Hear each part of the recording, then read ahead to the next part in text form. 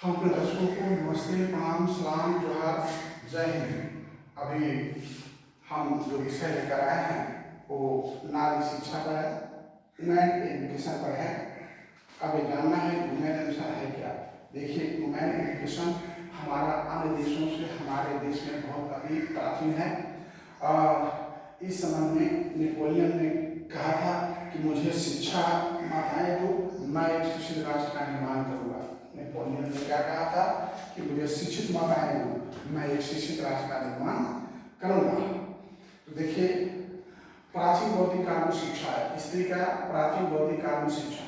प्राचीन बौद्धिक काल में जो है शिक्षा ग्रहण करने की छूट स्त्रियों को नहीं थी, इसलिए स्त्रियां पहले बहुत कम पढ़ा लिखा करती थी, घर के काम काज में हाथ बटाती थी।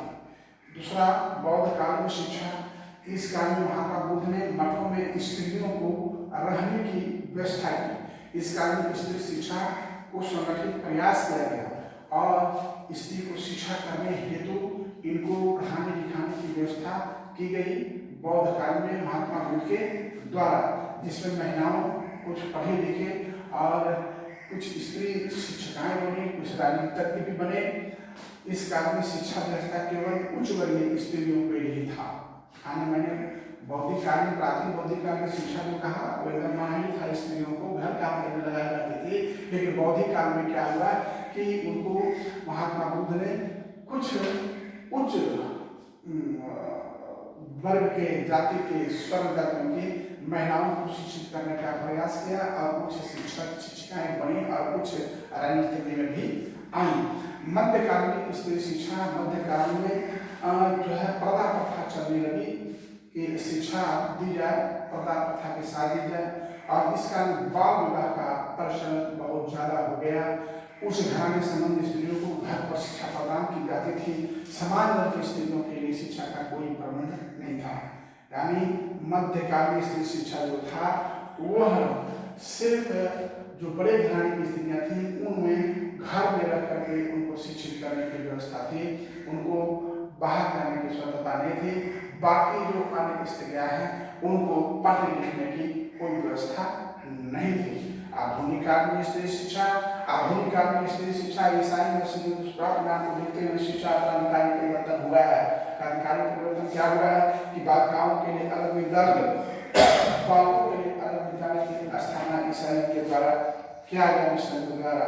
कई गैर सरकारी विद्यालयों में विभिन्न शिक्षा संस्थानों की स्थापना की गई।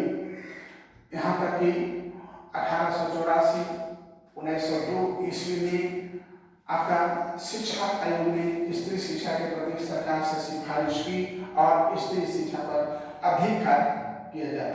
इस समय सरकारी बालिका विद्यालय खुले और निजी बालिका विद्यालयों में आर्थिक सहायता देना प्रारंभ हुआ।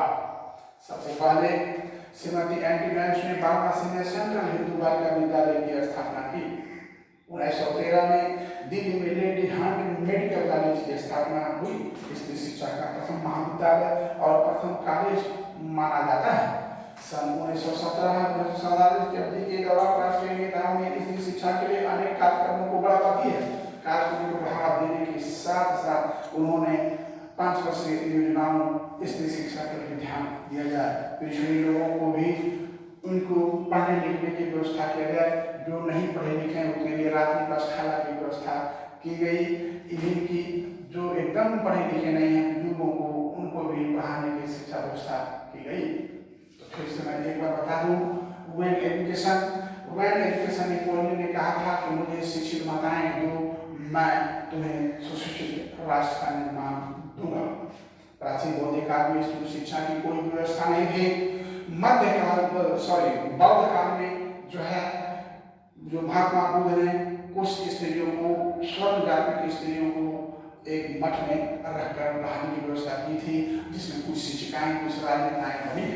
मध्यकाल में स्त्री शिक्षा ऐसी व्यवस्था थी कि इसमें स्त्रियों को समुचित पढ़ने की व्यवस्था नहीं थी, लेकिन कुछ उच्च वर्ग की जो महिलाएं थी उनको घर पर रख करके पढ़ने की व्यवस्था कराई गई थी। इस काल में जो है आपको बाल विवाह प्रचलन बहुत अधिक था, जिसके कारण स्त्री पढ़ने लिखने से वंचित रह जाते थे। आधुनिक काल में स्त्री शिक्षा ईसाई मसीहों ने जो है सो महिलाओं बालिकाओं के लिए अलग, बालकों के लिए अलग शिक्षा की व्यवस्था की।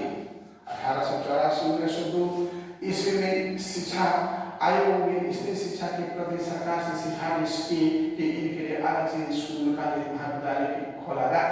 सर्वप्रथम 1902 में श्रीमती एन.टी. व्यास ने वाराणसी में हिंदू बालिका विश्वविद्यालय की स्थापना की और 1913 में दिल्ली में लेडी हेनरी मेडिकल कॉलेज की स्थापना की, जो स्त्री शिक्षा का प्रथम महाविद्यालय और प्रथम कॉलेज माना जाता है। इस तरह से हमारा स्त्री शिक्षा का हिस्ट्री यही है।